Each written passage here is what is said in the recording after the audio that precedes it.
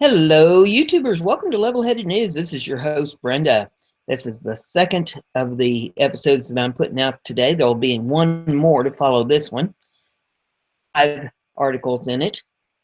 The first one we have for you is off of BizPack Review. These URLs are in the description of the video so that you can pull them up and take a look at them at your leisure for research or look at the videos or whatever you'd like to do. This first one here is leaked transcript puts John Kerry at the head of UN snub of Israel. U.S. Secretary of State John Kerry allegedly gave a Palestinian delegation his word that U.S. would not impose a veto prior to the passing of a UN resolution against Israeli settlements, a leaked transcript claims. Kerry, along with White House National Security Advisor Susan Rice, reportedly told the Palestinians December the 12th that they wouldn't veto the resolution as long as its wording was balanced. Egyptian news site Al-Yawm al-Shawah reports, according to Perez. The report cites a leaked transcript from the meetings composed by the Palestinian delegation. The U.S. Department of State denies the existence of such a document. Chief Palestinian negotiator Saeb Erekat described the transcripts as fabrications when he commented on the alleged leak on Wednesday. The document further claims Kerry and Rice advised the Palestinians not to make any provocative moves in the UN after President-elect Donald Trump takes office, calling him dangerous. If authentic, the document justifies Israeli Prime Minister Benjamin Netanyahu's criticism against President Barack Obama since the resolution passed Friday. From the information that we have no doubt that the Obama administration initiated it, stood behind it, coordinated on the wording, and demanded that it be passed, Netanyahu said Sunday. Ron Dermer, Israeli ambassador to the U.S., said there's clear evidence the Obama administration was behind the resolution will be presented to Trump. We will present this evidence to the new administration through the appropriate channels, and if they want to share it with the American people, they are welcome to do it, Dermer told CNN on Monday. The next article that I have for you is connected. It's off of rickwells.us, and it says, Renew push to exit UN in wake of Obama-Kerry sneak attack on Israel. The departure of the United Nations from the U.S. soil and our removal of the foreign entanglements that it represents, and which we largely fund, is an appealing idea that's been around as long as the organization has existed. Aftermath of World War II. Some have argued World War II was started in part to provide world bankers with a pretext upon which to build and impose their world government body to make sure another world war ever took place. There's certainly are many connections leading in that direction, including the donation of the site of their headquarters by John D. Rockefeller. The John Birch Society has been targeted for elimination throughout its existence for supporting American sovereignty over UN subjugation.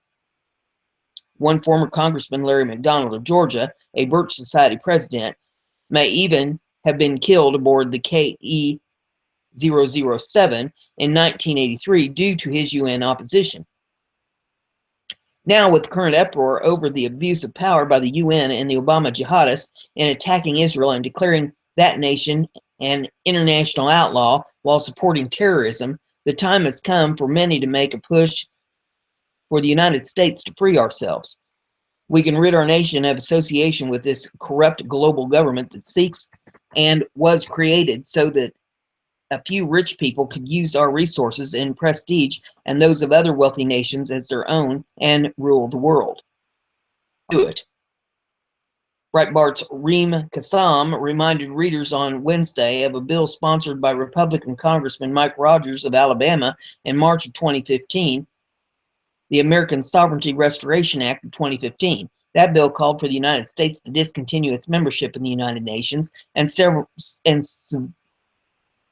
all ties and obligations under that organization. All that money is going to fund self-righteous, self-aggrandizing bureaucrats who would be available to be spent on actual solutions instead. The traffic jams that result from having so many pampered and important people concentrated so close to insignificant American commoners would disappear as well. Be stuck searching for new methods, perhaps new wars, with which to extend their control over unsuspecting nations. Time it would be taking effect 2 months after the inauguration of our next president in March of 2017.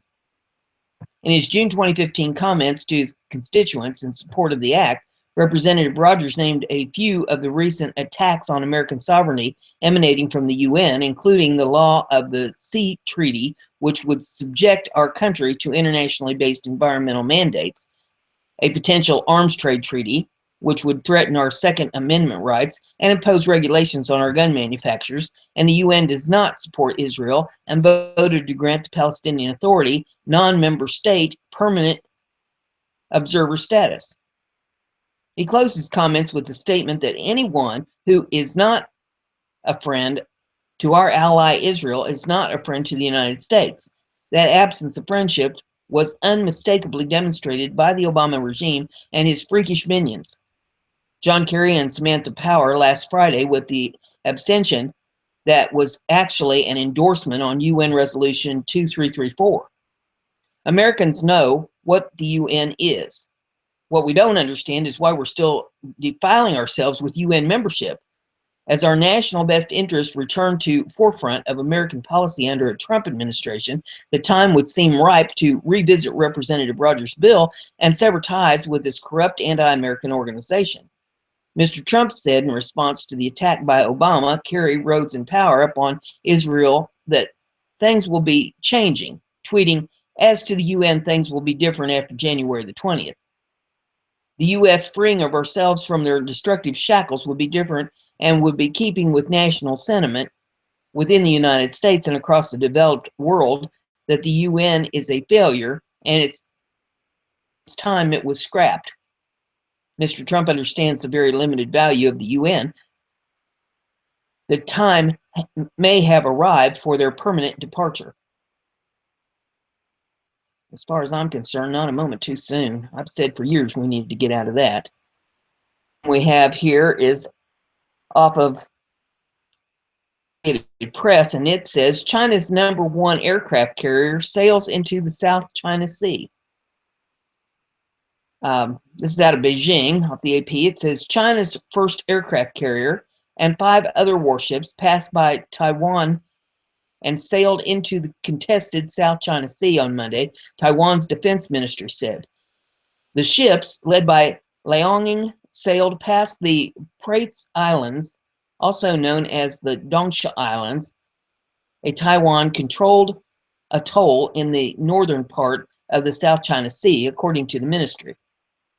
China's defense ministry said Saturday that the Liaoning had set off for a routine open sea exercise in the Western Pacific as part of its annual training, but it's entering into the politically sensitive South China Sea follows rising tensions between Beijing and Taipei over the status of the self-ruled island. Taiwanese President, and I know I'm going to butcher it, Tsai Ing-wen, has refused to endorse Beijing's concept that Taiwan is part of China. Beijing claims the self-governing island as its own territory and says failing to endorse the One China principle would destabilize relations.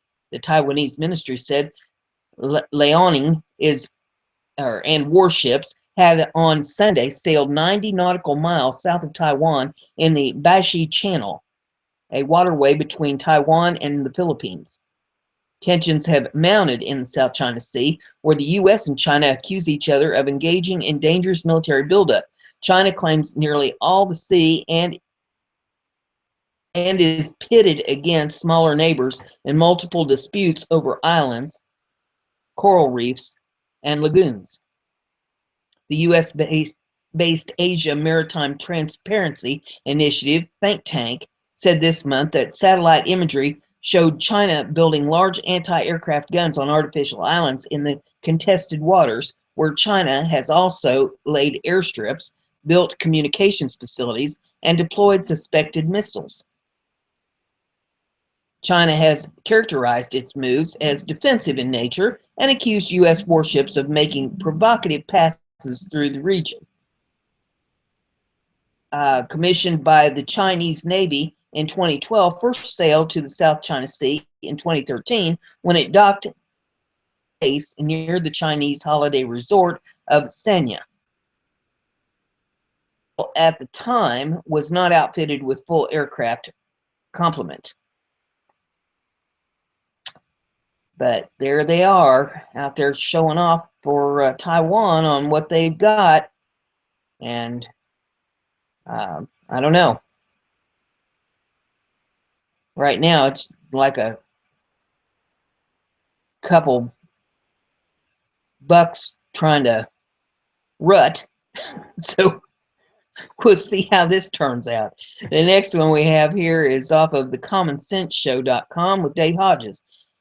And it is entitled The Red Dawn Invasion's Operational Details. The dots are all connecting. And I read you the first part of this in one of the episodes I did yesterday morning. So this is the second in this batch. And it says, in yesterday's related article, I established the fact that the entire West Coast is under threat of leaving the United States. Washington and Oregon would go to Canada, and California would become its own country under the control of the United Nations with the assistance of George Soros, the Mexican government, the Obama administration, the Mexican drug cartel, the Chinese government, and the Bank of China.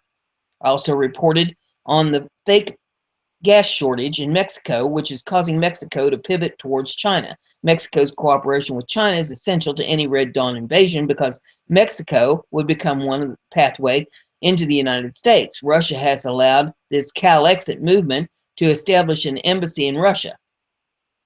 Trump should tell Putin that is an act of war. Further, I revealed yesterday that our most trusted ally, Canada, is allowing Chinese warships to dock in Canadian ports. America could very soon be left standing alone. California reminds me of America at the time of the Revolutionary War, in which certain European nations assisted in our revolution against Great Britain. The treasonous governor, Jerry Brown, is delusional enough to believe that he is the modern day version of George Washington. The article will review and further reveal some of the expected operational details associated with multinational invasionism of the Western United States, which would be led by China. America is standing alone except for Britain.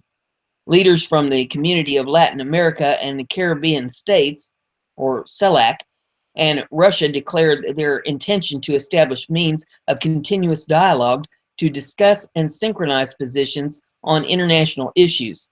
CELAC includes 33 countries in the Americas, but the United States and Canada are excluded. This is the breeding ground of the Red Dawn scenario. Embedded Chinese soldiers in West Coast ports. Since 1997, Chinese officials have bribed and bought off their senior American government officials, particularly in the Clinton administration. Part of the bribes include the selling of Long Beach port to the Chinese, along with the loss of nearly 18,000 American jobs. Multiple military sources around the country have quietly warned about the growing menace posed by the buildup of Chinese communist forces in many of our California ports, now controlled by the Chinese. The Bundy BLM affair was also symbolic of the buildup. The solar energy deals that were put into place by Senator Kerry were done in conjunction with the Chinese energy companies run by the Chinese military. All personnel manning these planned plants affiliated with the Chinese military. This includes the island ports, example Kansas City, which are controlled by the Chinese courtesy of the treasonous trade agreement we call NAFTA. As former Secretary of State Hillary Clinton gave tacit approval and participated in these actions, which had their origins prior to her tenure as Secretary of State. The Bundy Ranch and other BLM land seizures are being done on behalf of the Chinese. The Bundy Ranch confrontation, along with many other unreported BLM land grabs on behalf of the Chinese, are being carried out in preparation for the total resource handoff to the Chinese. My military sources and researcher Vicki Davis tell me that a series of international inland ports are being created in conjunction with the known mineral-rich areas, and control of these areas will be handed off to the Chinese. Further, the Chinese military will be stationed around these island ports to ensure safety and security of the Chinese investments and its mining and geological personnel. The Chinese are doing this under the guise of creating solar energy, which they are. However, their energy companies are owned by the Chinese military. This will be the foothold of their invasion force. Further, solar zones are near planned international corridor highways, such as Carmex and NAFTA superhighways, for easy transport of these soon-to-be mined minerals resources for shipping back to China. When the three-pronged attack occurs, the American economy will be in chaos, and the Chinese will be in the midst of acquiring vast mineral resources for which they have prepositioned their covert military assets in this country. Chinese troops will soon be a common occurrence on American soil. This will constitute only the beginning of the short-range takeover the Chinese have planned for America. These solar energy zones are appearing in multiple locations in such places as southwestern Arizona, Barstow, California, and Victorville, California. And now I am receiving on-the-ground reports from Colorado and Utah as well. These designated solar energy zones have very similar variables in common. The following chart indicates that the depth compensation will consist of complete control of the solar industry and will be expanded to other energy sources such as hydroelectric and nuclear power. This practice has been happening in Indian reservations as well. In addition to Paul Preston's revelations about Calexit, he has stated on a prior interview on Common Sense Show that the island ports of Stockton and Sacramento, California are loaded with Chinese soldiers. Take a look at the following chart. Do you think this is a coincidence or a conspiracy? And then they got this chart in here, and it says Chinese on Solar Bundy Ranch, Arizona solar farm. And see, it says Chinese money backing project. Chinese money involved in project. Okay, for the Chinese money backing project, you got agenda or creation of Agenda 21 solar energy zone, and under the money involved, it says creation Agenda 21 solar energy zone, and it's located near Camex Highway I-15, and the other one is located near Camex Highway I-10, located near a major energy source Hoover Dam, located near a major energy source in Palo Verde nuclear plant. Located near a major military base is Nellis Air Force Base. Located near a major military base is the Ancillary Facilities Luke Air Force Base. And the article continues, and it says, please note that any invasion of America's southwest underbelly would have to negate American air cover. Please note that these solar energy forearms located adjacent or near American domestic air bases, which could easily be negated. And these planned facilities are always located near known mineral-rich resources buried underground and waiting to be mined. And this strategy is not limited to these Chinese solar energy zones.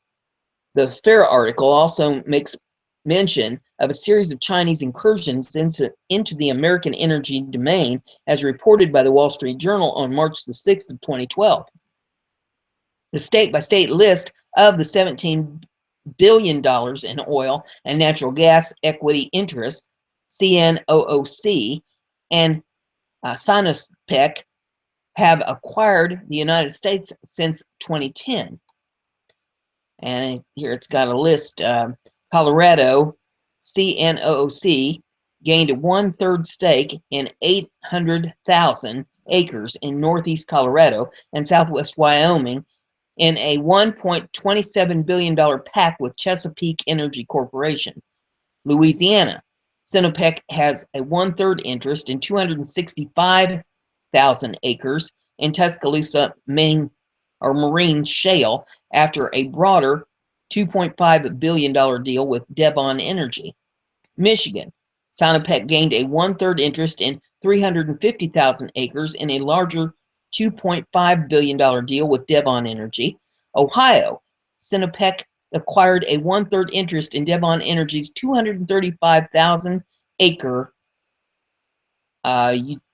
Utica Shale in larger $2.5 billion deal. Oklahoma. Sinopec has one-third interest in 215,000 acres in a broader $2.5 billion deal with Devon Energy. Texas. CNOOC acquired a one-third interest in Chesapeake Energy's 600,000 acres in the Eagle Ford Shale in a $2.16 billion deal. Wyoming. CNOOC has one-third stake in northeast Colorado and southeast Wyoming after a $1.27 billion pact with Chesapeake Energy. Sinopec gained a one-third interest in Devon Energy's 320,000 acres as part of a larger $2.5 billion deal. Only when a nation has a traitor like Obama and George W. Bush as president could this be allowed to happen. Chinese have international help. It says fifth column. The fifth column designated to sabotage critical infrastructure and carry out key assassinations of resistant figures in the media, as well as uncooperative politicians, was mostly put into place last summer during the immigration crisis, which was used as a cover to embed these forces inside the U.S. Not gangsters, but terrorists armed with WMDs. There is no incontrovertible evidence that the criminal drug cartels like Los Zetas have not only used MS-13 gangsters as hitmen and child sex traffickers, but also the Juarez cartel and Barrio Azteca to enforce their will. But Los Zetas has also conducted training in parts of Central and South America and have even allowed MS-13 gangsters to lead in operations, as when El Comandito Kilo operated in San Fernando on behalf of Los Zetas. This training consists of two parts: military training and assassination, such as future red list applications. In plain corporate language, the Mexican drug cartels are outsourcing paramilitary activities such as assassinations and terrorism. Paul Williams, a former FBI consultant, wrote a book shortly after 9/11 and stated that reliable reports had reached the United States officials that Al-Qaeda operatives were able to get at least 2 nuclear suitcase bombs into the United States. Williams went on to state that bin Laden had previously used his vast wealth derived from control of Afghanistan's poppy trade to pay off high-ranking MS-13 leaders. Williams further asserted that bin Laden paid as much as $50,000 to smuggle sleeper agents into the United States. Williams not alone in his beliefs, as the author of Because They Hate, a survivor of Islamic terror warns America, Bridget Gabriel, states that there are terrorists coming through our southern border due to the cooperation and joint efforts of MS-13 and Hezbollah, and they are intent on introducing a Hiroshima event on American soil. A very disturbing and recent report from the International Assessment and Strategy Center stated that MS-13 is moving away from handguns to the use of AK-47s along with grenades, rocket-propelled grenade launchers, and light attack tank weapons. The same think tank also reported that the MS-13 gang recently acquired multiple shoulder-fired SA-7 anti-aircraft missile launchers obtained from an open arms market in El Salvador from leftover former Civil War stockpiles. MS-13 has equipped its forces with these weapons as they can easily knock out helicopters and airplanes from the skies, and these weapons can be obtained for a mere $15,000. This is chump change for a gang associated with drug cartels. The same report went on to state that MS-13 has begun to smuggle drugs, weapons, and human beings for the Zetas. MS-13 members are being trained at Zetas camps outside San Salvador, and the training includes high-level military training. Think TET offensive from the Vietnam War. MS-13 is well armed enough to take over cities by knocking out headquarters of local police forces in simultaneous series of attacks in which WMDs are introduced on American soil. If you think this is far-fetched, please keep reading. Add to this, the FBI Director Comey stated last July 4th that ISIS had cells in all 50 states, and we continue to import unscreened immigrants from the Middle East under the UN's Refugee Resettlement Program. America is in grave danger. Obama and Clinton began to actively ignore, by neglect, gave approval for the following. Back in 2010, an internal memo was leaked from the Tucson Police Department, which states that Islamic terrorist groups are commencing operations in Mexico and forming alarming ties with the country's brutal drug cartel. In turn, the drug cartels are now associated with Hezbollah. The memo also references a large weapon stockpile in Mexico, as evidenced by the 2010 Tijuana arrest of the Hezbollah militant Jamil Nassar, who was given the job of establishing a well-armed Hezbollah network in Mexico and South America. Nassar was apparently bringing this terror network north when he was captured. The memo also discussed the April 2009 arrest of Jamal Youssef in New York, which exposed a huge cache of assault rifles, hand grenades, explosives, and anti-tank munitions. According to the report, the weapons were stored in Mexico, but only after being smuggled from Iraq by members of Hezbollah. The preceding references contained in the Tucson police memo just answered that question. Further, as I reported last summer, the Border Patrol was not allowed to detain MS-13 gangsters, despite how easy they are to identify because of their tattoos. This might be the best funded and supplied fifth column force in history. 2 years ago, I reported from 2 Border Patrol sources that these fifth column forces, now wreaking havoc in Minnesota, were given permission to enter in groups of 8 to 12 after being detained. The Chinese will have help from Russia and her allies in Central and South America. While we slept, Obama alienated all of our allies in Latin America. Former Secretary of State Clinton took actions that led to the humanitarian crisis in Venezuela. The president of Bolivia's plane was forced to land by American jets because they thought Ed Snowden was on board. Please note, this was an act of war. And because we know that the fate of Hugo Chavez, stemming from his defiance to this administration's imperialism and his El Diablo comments directed at several American leaders, most notably George Bush. The 33 Central South American nation organization known as CELAC are combining forces and will form the vanguard of an attacking army moving north and entering the United States through Mexico. Nicaragua. According to a March 2014 report by the Strategic Culture Foundation, a progressive pro-Russian think tank, Nicaragua's noted former Sandinista leader, Daniel Ortega, who reinstalled himself in 2007 as the Nicaraguan leader, stated that we are very grateful and much appreciate the Russian people's support of our country. Ortega has accepted the arrival of 2 Russian strategic bombers and added that more will be on the way, as Russia announced that Nicaragua had announced that it will accept routine Russian patrols in both its Caribbean and Pacific ports, as well as participating in the joint training of military personnel.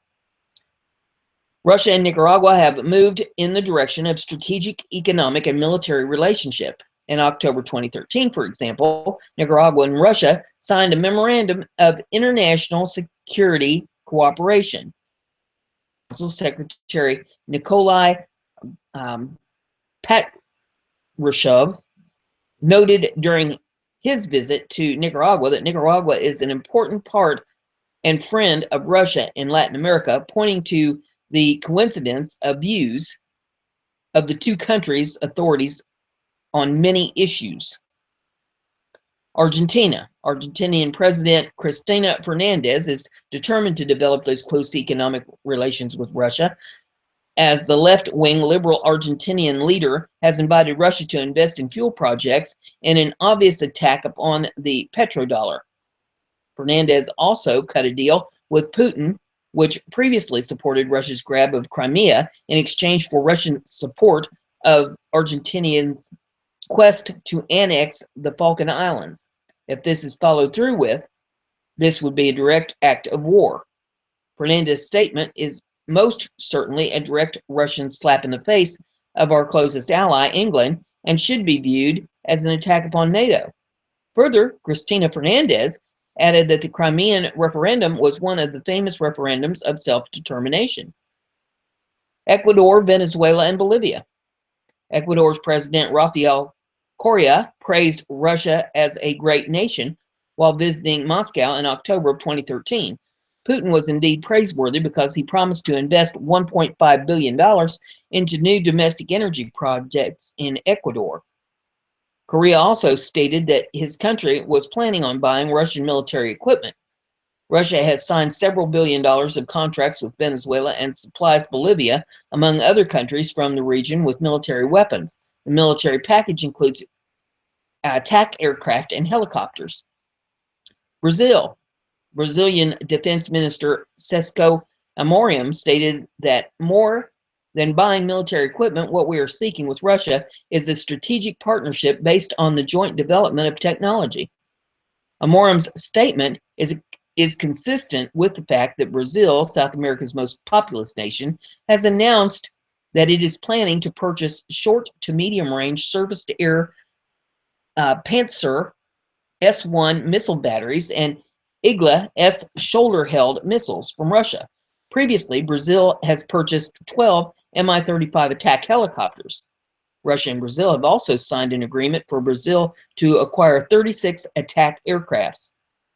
Amorim said Russia and Brazil would also look at working together on space technology and on defense against cyber attacks, an area that has become Brazilian priority since disclosures that the NSA has spied on Brazilians.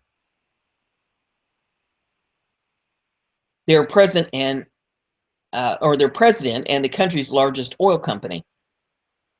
If this means what I believe it means, with regards to the development of space technology, we are speaking about the possible intention of the Russian militarization of near-Earth orbit with space-based weapons, such as killer satellites.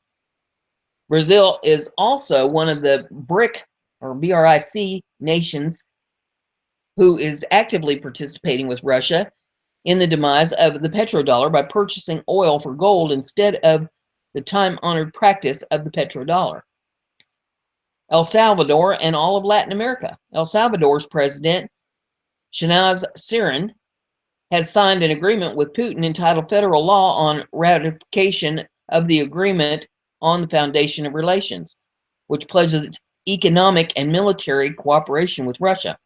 Sirin is a self-declared Marxist-Leninist and is considered to be very anti-American. Says turning out the lights on Western United States, the genesis of this plot. And says Grid X2 allowed Russians and Chinese military to participate in this simulated takedown of the grid. The genesis of this plot did not begin with what happened in the past 2 weeks in Tennessee. America's vulnerability began with good old-fashioned treason, and the source of that treason lives at 1600 Pennsylvania Avenue. In November of 2013, as Grid X2 practiced a grid down scenario, I wrote these words: Obama is such a traitor that he has previously allowed the Russians and Chinese, our enemies, who have threatened to nuke America, to participate in Grid X2. In other words, we gave our enemies the keys to our house and car by showing them how our infrastructure is organized.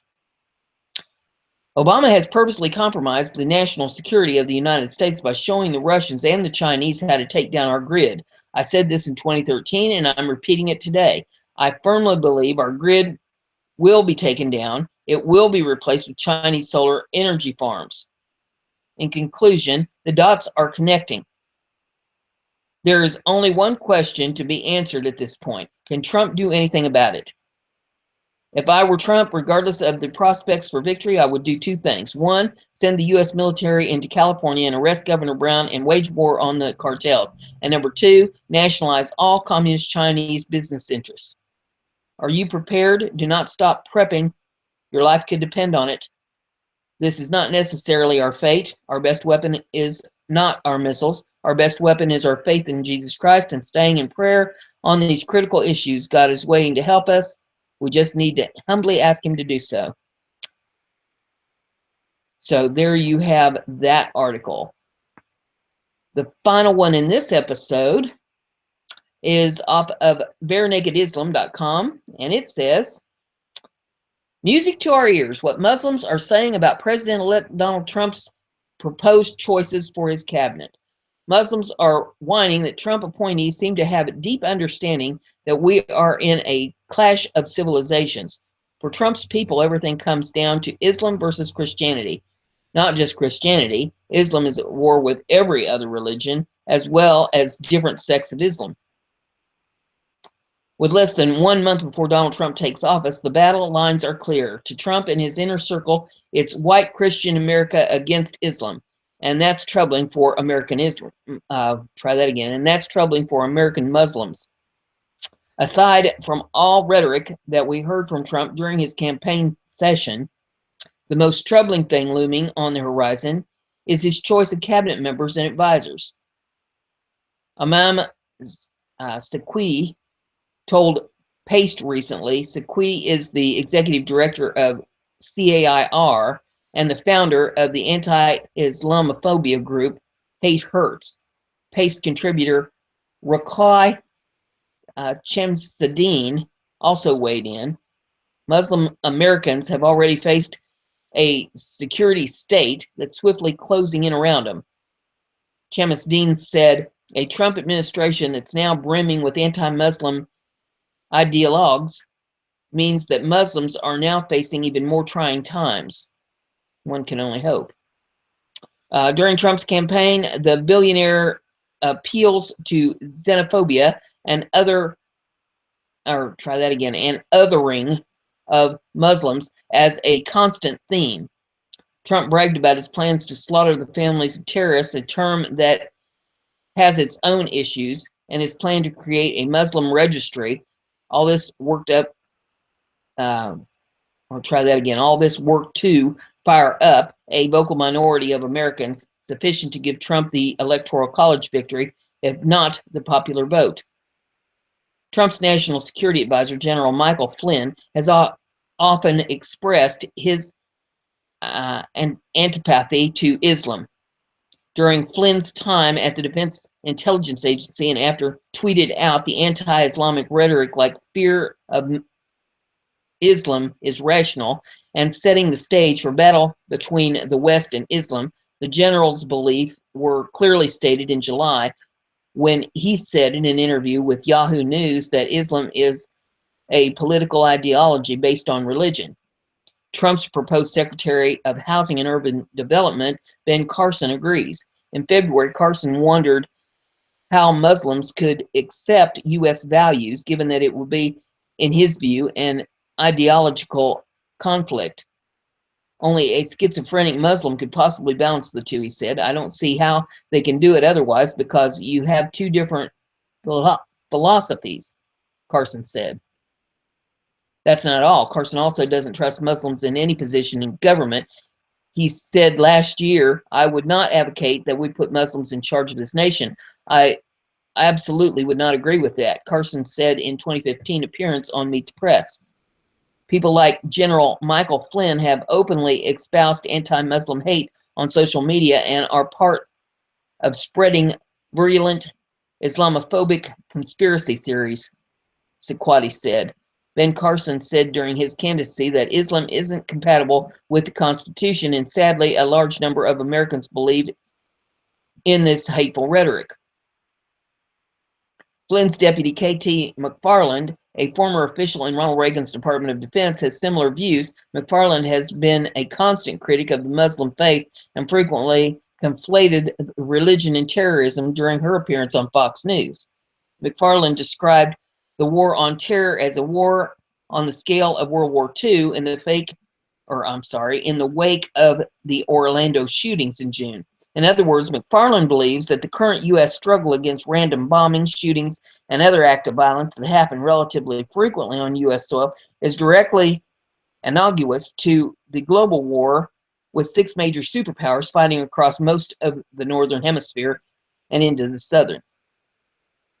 Trump has also met with a disturbing number of famed so-called Islamophobes over the past month and a half. Frank Gaffney, whose Center for Security Policy is reviled by CAIR as hotbed of hate and conspiracy, has been advising Trump on national security. Perhaps Gaffney will tell Trump where all the members of the Muslim Brotherhood in D.C. are. Gaffney believes the terror-linked organization has taken over the U.S. government. It has. And they have a bunch of pictures and graphs and stuff here that you can take a look at in this.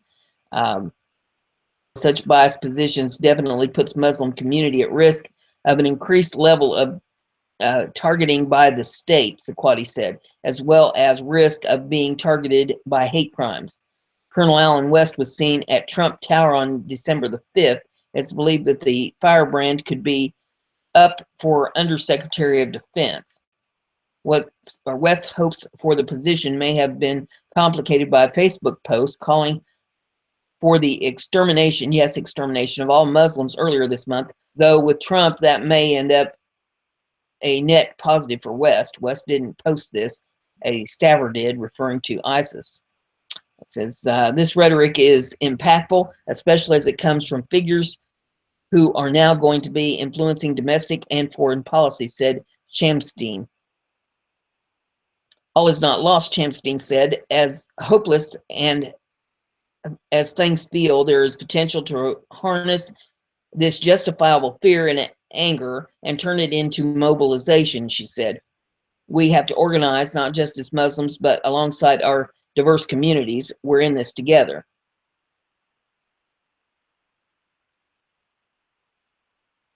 And there's a little more to this if you want to read it. A lot of pictures and stuff that you can take a look at, but that gives you the basic gist of that one.